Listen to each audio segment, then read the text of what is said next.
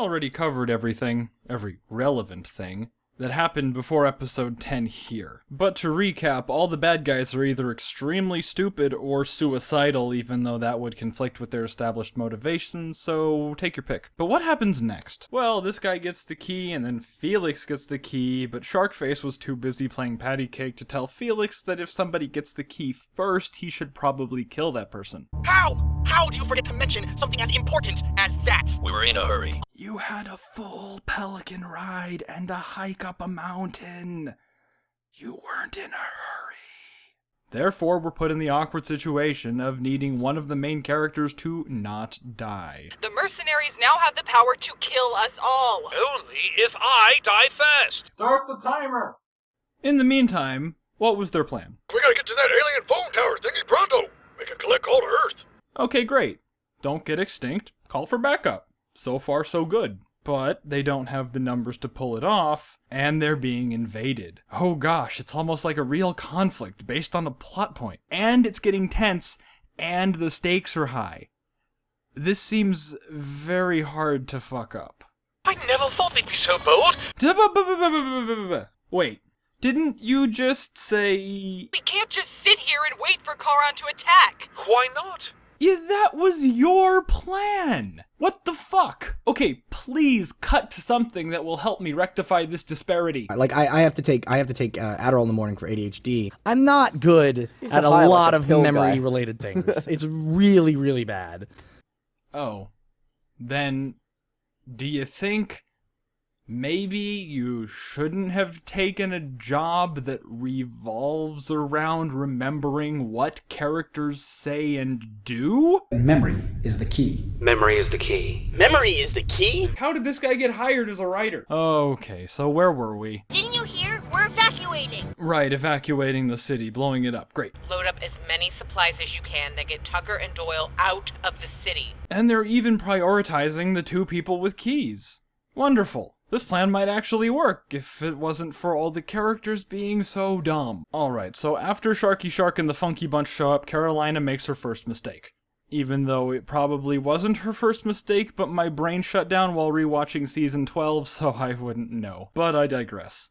Without Epsilon, we're running blind down here. The cunt took the map with her! If I stay, will you let them go? Who volunteers to split off from the group when she's the only one who knows the way? Sharkface wants Wash dead equally as much as you. But once you're dead, I'm coming after you, Washington. Why didn't you say something like, "Hey Wash, why don't you play with Shark Boy and Lava Girl while I go use the map to do the thing that's vital to not the extinction of us?" Or maybe just hand Epsilon off to Kimball and have Carolina and Wash team up against Sharkface. Or do literally anything besides the one thing that will doom the plan to failure. Memory is the key? Now, I know what you're gonna say, because you've already typed your comment, even though I'm not even done writing the script yet. So, slow down, Stephen Doe, I don't care what you have to say. You're gonna say something along the lines of, but her selfish competitive nature was set up in previous seasons. She's always been like this.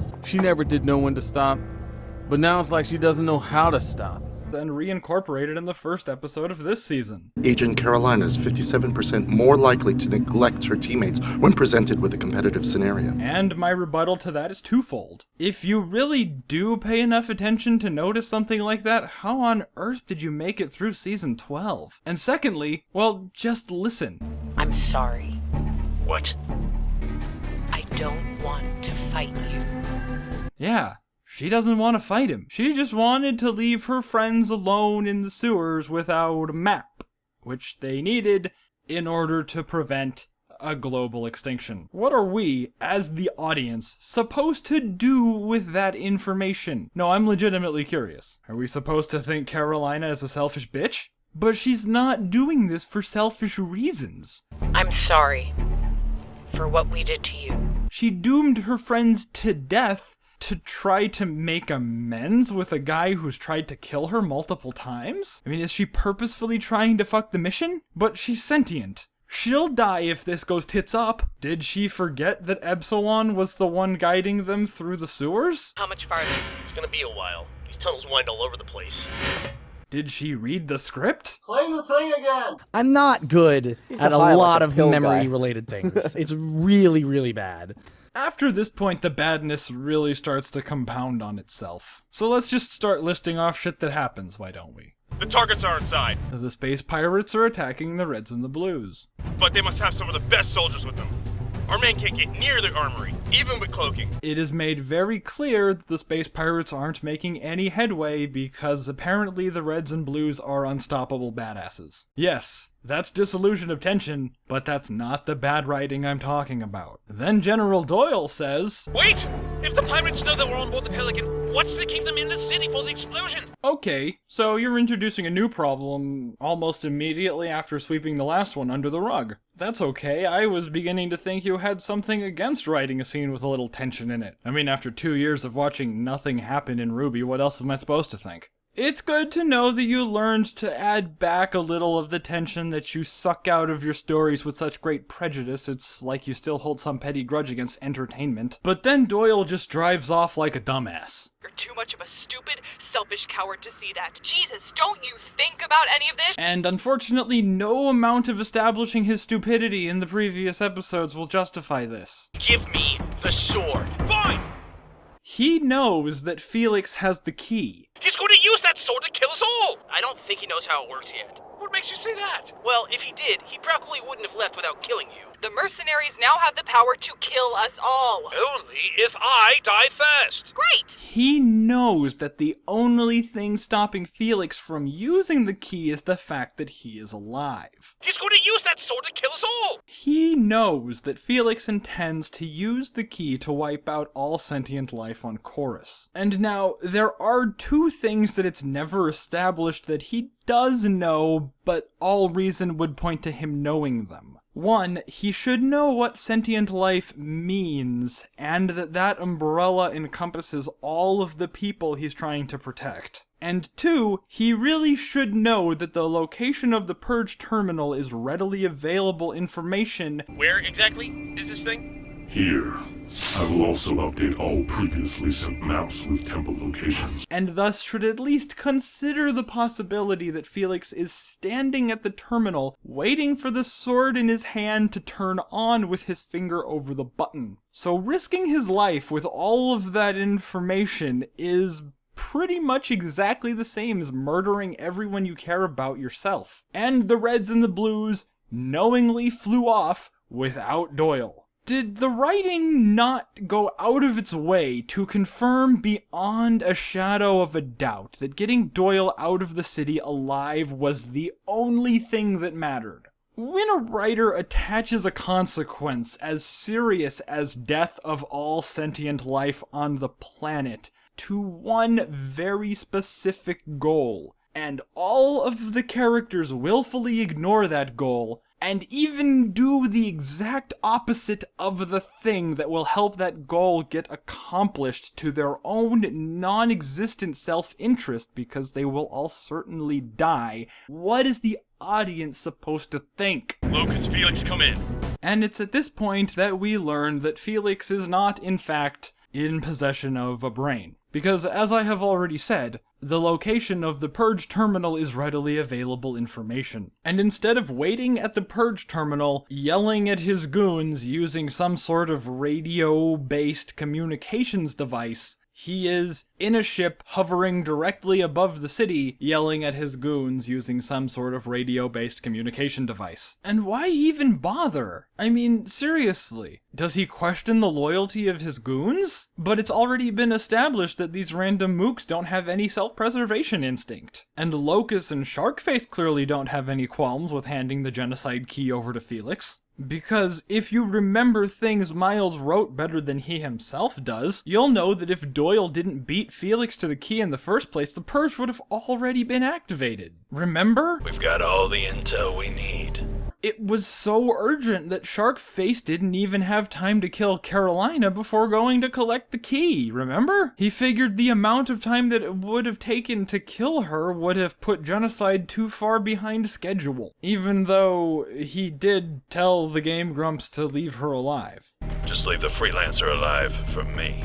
Even though he was surprised to see her alive after ordering his goons to leave her alive for him to kill later. I underestimated you. Even though he beat her in a fight and left her alive.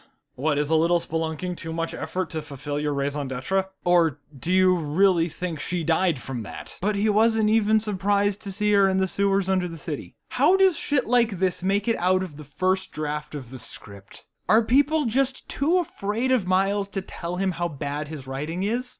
'Cause I'm not.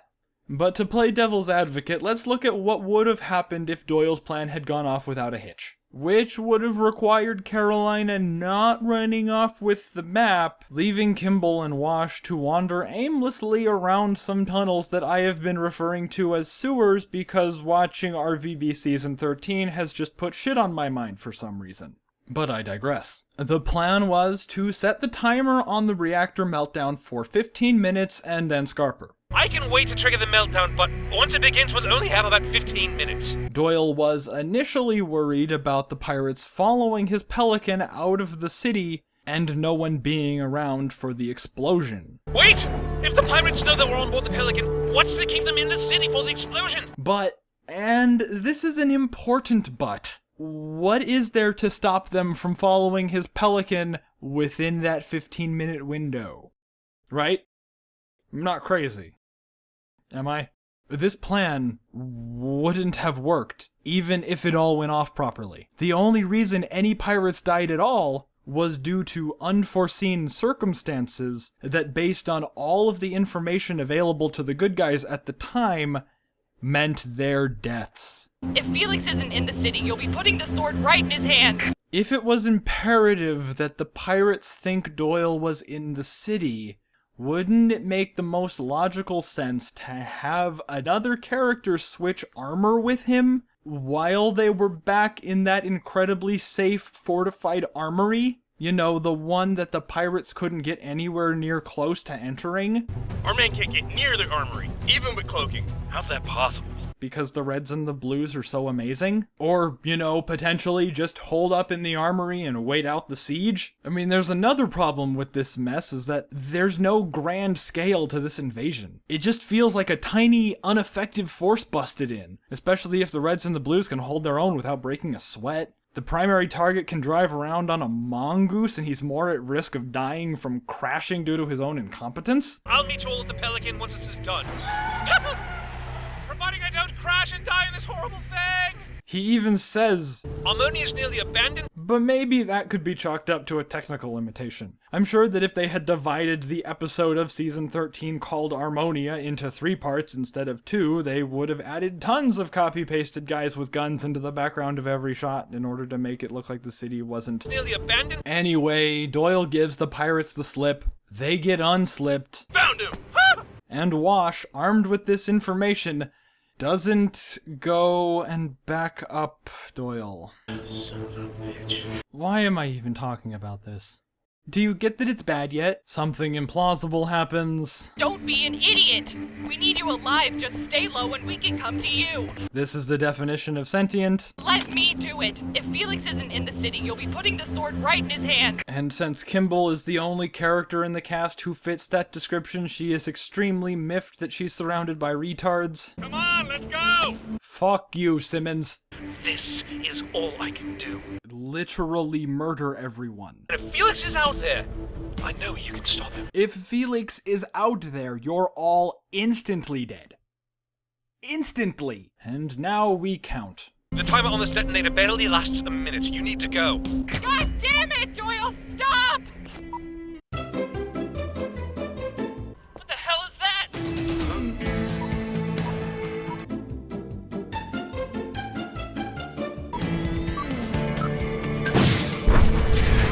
Oh, 57 seconds. Well done, I guess. But that wasn't exactly the thing we were supposed to be counting. Okay, let's try this again. The Pelican with Kimball and the Tards aboard get a 23-second head start against the ship with the other Tards on it. Get us out of here! And the main character mobile didn't even manage to get out of the blast radius of the reactor. The mercenaries escaped. Which means The space pirate's ship traveled farther in 2.5 seconds than the much smaller Pelican did in 25.5 seconds. Enough to get far enough away from the blast to where a bubble shield wouldn't be necessary to survive. Okay, yeah, sure, perfectly believable. Fuck this! In a few hours, this will all be over. One way or another. No, Wash, the Mercs have a magical ship that can travel more than 10 times faster than the speed of yours. There is no way in hell that it will take them a few hours to get to the... Oh wait, you beat them to it. Some of them are former partners. As opposed to all of them being your current partners? What? How else would you refer to someone who's working with you to achieve a common goal? Semantics. They're important. This brings up a couple more questions, like, why does Locus even care? Aren't these the same people who he let Felix flush into the vacuum of space in the season premiere? Congratulations. You're hired. What's the point of giving this character a conscience if he's actively trying to facilitate a genocide? Felix will have to activate the purge personally, which means Locus will be with him. Well, why? Why is that a conclusion you're able to jump to? Why is that a reasonable assumption to make? Did Epsilon read the script? I can only assume the rest are attempting to activate the communication temple. That's a good point you bring up. Why are they attempting to activate the communication temple? I understand why Locus and Felix's soldiers have to guard the communication temple, but there's no time element attached to activating the communication temple. Like, the only time constraint is stopping the purge from being activated. So if they all went to the purge tower to kill Locus and Felix, they would be in no danger of running out of time. There's no possible reason for them not to send their entire force to defend the purge tower. It just makes them come off as really fucking dumb. They're betting global extinction on a fair fight while they risk all of their other soldiers' lives on a mission that is not a priority. So they have a big stupid fight scene. This is just ridiculous. We've had worse. Are you seriously trying to throw shade at the memory of Monty Ohm? What the fuck? But the point is, no, they really haven't had worse. Here are a few things that would have never happened on a better man's watch.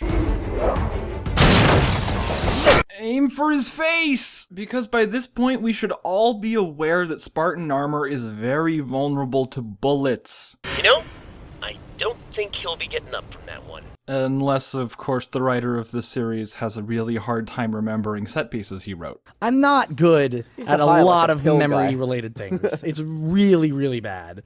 He's heading for the back entrance. Go! I'll hold the front! Carolina, you know, when he said go, I'm pretty sure he meant make a beeline through the terminal and guard the back entrance from inside. Yeah, right, like my state-of-the-art armor is vulnerable to getting poked by a knife. I mean, seriously, how does someone animate that with a straight face? Like, yeah, I know I'm wearing Spartan armor, but a knife can damn sure make me bleed. Oh, look, a grenade. Oh no, a knife! Locus is off taking a nap and Carolina just walks away. It's not like that's the guy you're trying to kill. So this entire fight scene was a waste of time. Well done! No, I mean that was its purpose in the narrative. No shit! But you're right. The timing in this episode was such a shitty artificial construct. We don't have to beat you. We just have to waste your time. You really expect me to believe that on top of all of the bafflingly poor decision-making on both sides, everything just happened to work out in the good guy's favor at exactly the same time? You might be surprised to learn that this isn't actually the temple of activating the alien weaponry. It's actually the temple of reading the script. And anyway, something from space is used to blow up a building. Oh, season 9. Why oh why do you have to be associated with this piece of shit? Epsilon.